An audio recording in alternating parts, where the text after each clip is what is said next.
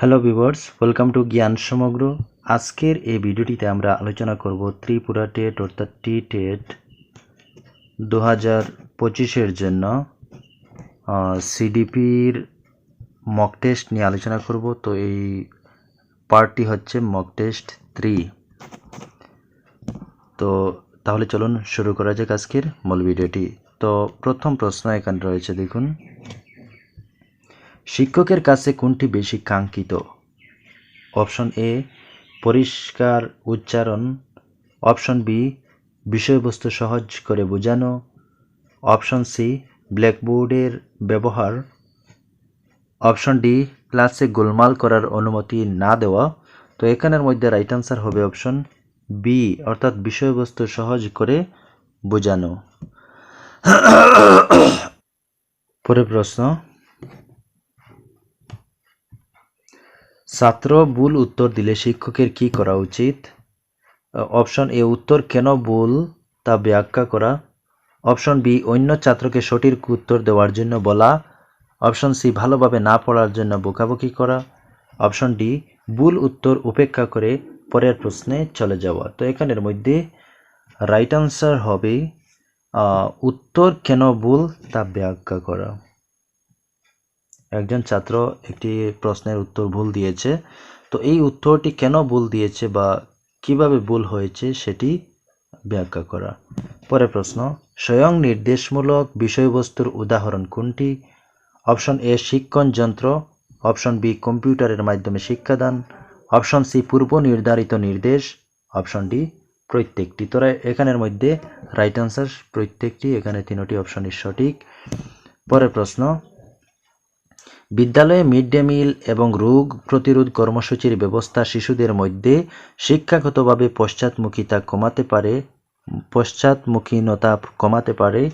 Option A সংক্রামক রোগ প্রতিরোধের মাধ্যমে, অপশন বি শিশুদের মধ্যে প্রাথমিক স্তরের মনোযোগ প্রদানের মাধ্যমে, অপশন সি শিশুদের মধ্যে অপুষ্টি এবং সংক্রামক রোগ প্রতিরোধের মাধ্যমে, অপশন ডি উপরের সবকটি। তো এখানের মধ্যে রাইট আনসার হবে উপরের সবকটি। এখানে তিনটি অপশনই সঠিক রয়েছে।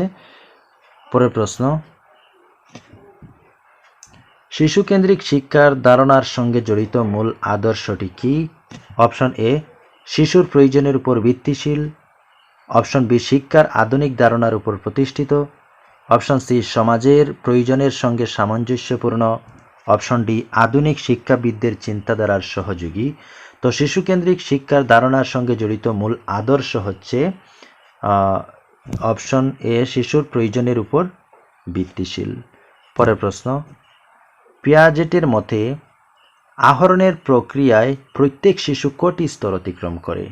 বিকাশের 2টি স্তর, না বিকাশের 3টি স্তর, না বিকাশের 4টি স্তর, না বিকাশের 5টি স্তর? তো রাইট আনসার বিকাশের 4টি স্তর। পরের প্রশ্ন, বিমূর্ত চিন্তার দৃষ্টান্তমূলক বৈশিষ্ট্য হল অপশন এ সেমি মোটর স্তর, অপশন বি ফর্মাল অপারেশনাল স্তর, অপশন সি প্রি অপারেশনাল স্তর, অপশন ডি কংক্রিট অপারেশনাল স্তর। তো এখানের মধ্যে রাইট আনসার হবে অপশন বি, অর্থাৎ ফর্মাল অপারেশনাল স্তর। পিয়াজের মতে কোন স্তরে পঞ্চেন্দ্রিয় গুরুত্বপূর্ণ ভূমিকা পালন করে?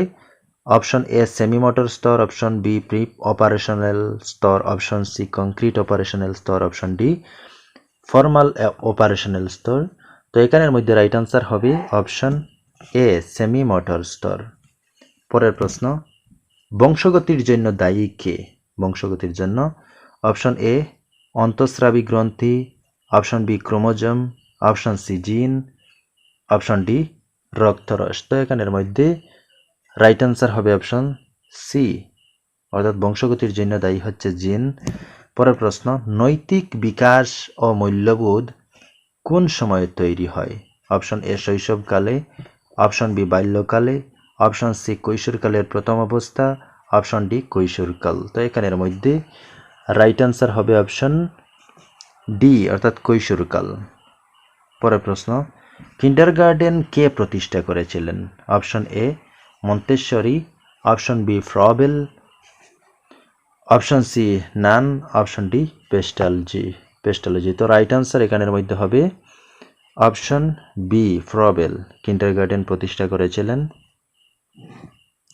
পরের প্রশ্ন,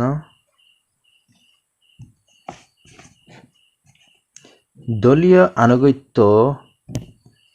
আনুগত্য বিকাশ কোন স্তরের বৈশিষ্ট্য? অপশন এ শৈশবকাল, অপশন বি কৈশোরকাল, অপশন সি বাল্যকাল, অপশন ডি প্রাপ্তবয়স্ক। তো এখানের মধ্যে রাইট আনসার হবে দলীয় আনুগত্য বিকাশের স্তর হচ্ছে বাল্যকাল। Option C বাল্যকাল। পরের প্রশ্ন, কোন স্তরে পরীক্ষা না নেওয়ার পরামর্শ দেওয়া হয়? অপশন এ প্রাক বিদ্যালয় ও প্রাথমিক স্তরে, অপশন বি প্রাথমিক স্তর ও মাধ্যমিক বিদ্যালয় স্তরে, অপশন সি বিদ্যালয়ে শেখার কোনো স্তরে নয়, অপশন ডি উচ্চ বিদ্যালয় স্তরে। তো কোন স্তরে পরীক্ষা না নেওয়ার পরামর্শ দেওয়া হয়, কোন স্তরে? তো রাইট আনসার এখানের মধ্যে হবে অপশন এ, অর্থাৎ প্রাক বিদ্যালয় ও প্রাথমিক স্তরে কোনো পরীক্ষা না নেওয়ার পরামর্শ দেওয়া হয়। পরের প্রশ্ন, সামাজিকীকরণের সবচেয়ে গুরুত্বপূর্ণ প্রতিনিধি হল সমাজ, বিদ্যালয়, প্রচার মাধ্যম, পরিবার। তো এখানের মধ্যে সামাজিকীকরণের সবচেয়ে গুরুত্বপূর্ণ প্রতিনিধি হচ্ছে অবশ্যই পরিবার, অপশন ডি। ব্যক্তিভেদে পার্থক্যের কারণ কি? কালানুক্রমিক বয়স, না বুদ্ধিমত্তার বয়স, না বংশগতির পার্থক্য, উপরের সবকটি। তো ব্যক্তিভেদে পার্থক্যের মূল কারণ হচ্ছে এখানের মধ্যে সবকটি। পরের প্রশ্ন, প্যাভলভ কিসের সাহায্যে শিক্ষণকে ব্যাখ্যা করেছেন? অপশন এ অনুবন্ধন, অপশন বি শর্ত, অপশন সি অন্তর্দর্শন, অপশন ডি প্রচেষ্টা ও ভুল। তো এখানের মধ্যে রাইট আনসার হবে অপশন বি শর্ত। জ্ঞানের সবচেয়ে সরল একক হলো ধারণা, অভ্যাস, উপলব্ধি, চেতনা। তো জ্ঞানের সবচেয়ে সরল একক হচ্ছে ধারণা, অপশন এ। পরের প্রশ্ন,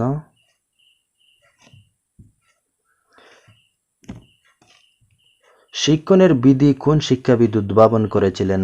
option A John Dewey, option B Woodworth, option C Thorndike, option D Percy Nunn. তো এখানের মধ্যে রাইট আনসার হবে অপশন সি থর্নডাইক। পরের প্রশ্ন, নিচের কোনটি প্রগতিশীল শিক্ষার বৈশিষ্ট্য নয়? অপশন এ কিছু করার জন্য শিক্ষায় জোর দেওয়া, অপশন বি সামাজিক দক্ষতা আহরণ করার শিক্ষা, অপশন সি সামাজিক ও শিক্ষা ও দক্ষতাকে সমন্বিত করা, অপশন ডি বৃত্তিমূলক কর্মের জন্য শিক্ষার্থীকে তৈরি করা। তো নিচের কোনটি প্রগতিশীল শিক্ষার বৈশিষ্ট্য নয়? এখানের মধ্যে বৈশিষ্ট্য নয় কোনটি, তো আমরা বার করব। তো অপশন ডি বৃত্তিমূলক কর্মের জন্য শিক্ষার্থীকে তৈরি করা, এটি এখানে কোনো প্রগতিশীল শিক্ষার বৈশিষ্ট্য নয়। সারাংশ মূল্যায়ন করা হয় পাঠ্যক্রমের প্রারম্ভিক সময়, না পাঠ্যক্রম চলার সময়, না পাঠ্যক্রমের শেষে, না পাঠ্যক্রমের সমগ্র কালে। তো এখানের মধ্যে সারাংশ মূল্যায়ন করা হয় পাঠ্যক্রমের শেষে। পরের প্রশ্ন, শ্রেণীকক্ষে প্রতিভাশালী শিশুর প্রতি শিক্ষকের কী আচরণ করা উচিত? তাদের শ্রেণীতে পৃথকভাবে শেখানো উচিত, তাদের সর্বদা একাধিক প্রশ্ন করা উচিত, তাদের শ্রেণীর মনিটর করা উচিত, অধ্যয়নের জন্য অতিরিক্ত বই যোগানো উচিত। তো রাইট আনসার এখানে অপশন ডি হবে, তাদের অধ্যয়নের জন্য অতিরিক্ত বই যোগানো। শিক্ষণে প্রতিবন্ধকতা সৃষ্টিকারী সবচেয়ে গুরুত্বপূর্ণ মনোবৈজ্ঞানিক উপাদানগুলি হল অপশন এ স্নেহের অভাব, অপশন বি আবেগজাত সমস্যা, অপশন সি উদ্বেগ, অপশন ডি বাধা বিপত্তি সমস্যা ও অসুবিধা। তো এখানের মধ্যে শিক্ষণে প্রতিবন্ধকতা সৃষ্টিকারী সবচেয়ে গুরুত্বপূর্ণ এখানে মনোবৈজ্ঞানিক উপাদান হচ্ছে বাধা বিপত্তি সমস্যা অসুবিধা। পরের প্রশ্ন, নিচের কোনটি অভিযোজন ক্ষমতার রূপ নয়? আক্রমণাত্মক, পলায়ন, বিস্মৃতি, ভয়। তো এখানে রাইট আনসার হবে বিস্মৃতি, অপশন সি। পরের প্রশ্ন,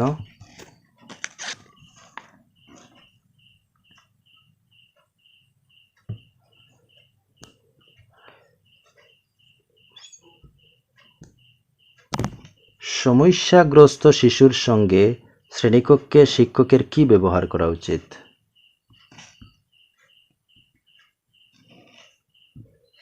অপশন এ, শ্রেণীকক্ষে তার প্রতি মনোযোগ দেওয়া উচিত নয়। অপশন বি, শ্রেণীকক্ষে শিশুটির সঙ্গে বন্ধুত্বপূর্ণ ও বিনম্রভাবে কথা বলা উচিত।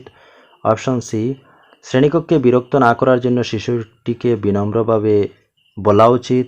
অপশন ডি, শ্রেণীকক্ষে বিরক্ত করলে তাকে শাস্তি দেওয়া হবে, সতর্ক করা উচিত। তো এখানের মধ্যে সমস্যাগ্রস্ত শিশুর সঙ্গে শ্রেণীকক্ষে শিক্ষকের কি ব্যবহার করা উচিত? তো রাইট আনসার হবে শ্রেণীকক্ষে শিশুটির সঙ্গে বন্ধুত্বপূর্ণ ও বিনম্রভাবে কথা বলা উচিত। তো এখানে রাইট আনসার অপশন বি। পরের প্রশ্ন, শিশুর মুক্ত ও বাধ্যতামূলক শিক্ষার অধিকার আইন কোন সালে প্রবর্তিত হয়েছিল? তো অপশনে কি কি? 2006, 2009। এখানে অপশন সি রাইট আনসার। পরের প্রশ্ন, কৈশোরকালে বিভিন্ন শারীরিক পরিবর্তনের ফলে ড্যাশ আসে, কি আসে? অপশনে হতাশা ও অপমানবোধ, চিন্তা ও উদ্বেগ, ভীতি ও টেনশন, সবকটি। তো কৈশোরকালে বিভিন্ন শারীরিক পরিবর্তনের ফলে কি আসে? এর মধ্যে তিনটি আসে, অর্থাৎ সবকটি। টিএলএম এর ব্যবহার করা হয় শ্রেণীকক্ষে পারস্পরিক আদান প্রদান ও শিক্ষার গুণগত মান বৃদ্ধি করার জন্য, শিক্ষণকে একগুঁয়েমি মুক্ত করার জন্য, ছাত্রদের আনন্দ দেওয়ার জন্য, ছাত্রদের অনুপস্থিতি বন্ধ করার জন্য। তো টিএলএম এর ব্যবহার করা হয় কি জন্য? তো টিএলএম এর ব্যবহার করা হয় শ্রেণীকক্ষে পারস্পরিক আদান প্রদান ও শিক্ষার গুণগত মান বৃদ্ধির জন্য। নিদানমূলক শিক্ষণে কাদের প্রয়োজন? অপশন এ, ভবিষ্যৎ শিক্ষা সম্বন্ধে অনাগ্রহী, ধীরগতি, নিম্নমানের স্মরণশক্তি, একাগ্রতার অভাব যেসব শিশুর রয়েছে, তফসিলি জাতির ছাত্রদের জন্য, যারা গণিতে কাঁচা তাদের জন্য। তো নিদানমূলক শিক্ষণে কাদের প্রয়োজন? তো এখানের মধ্যে রাইট আনসার হবে ধীরগতি, নিম্নমানের স্মরণশক্তি, একাগ্রতার অভাব যেসব শিশুর রয়েছে তাদের জন্য নিদানমূলক শিক্ষণের প্রয়োজন রয়েছে। পরের প্রশ্ন, গঠনমূলক মূল্যায়নের গুরুত্ব কত শতাংশ? 40%, না 60, না 20, না 80%? 40%। Option A. শ্রেণীকক্ষে কি ধরনের শিক্ষণ প্রক্রিয়া অনুসরণ করা দরকার? অটোক্রেটিক, না ডেমোক্রেটিক, না লাইসে ফেয়ার, না কোনোটি নয়? তো রাইট আনসার অবশ্যই হতে হবে ডেমোক্রেটিক। তো এখন আমরা সিডিপির 30টা প্রশ্ন এখানে আলোচনা করলাম। তো এই 30টার মধ্যে আপনাদের কয়টি শুদ্ধ হলো অবশ্যই কমেন্টে জানিয়ে দিতে পারেন। আর পরবর্তী এভাবে ত্রিপুরা টেট রিলেটেড আরও মক টেস্ট বা ভিডিও পেতে অবশ্যই চ্যানেলটি সাবস্ক্রাইব করে পাশে থাকুন। ধন্যবাদ।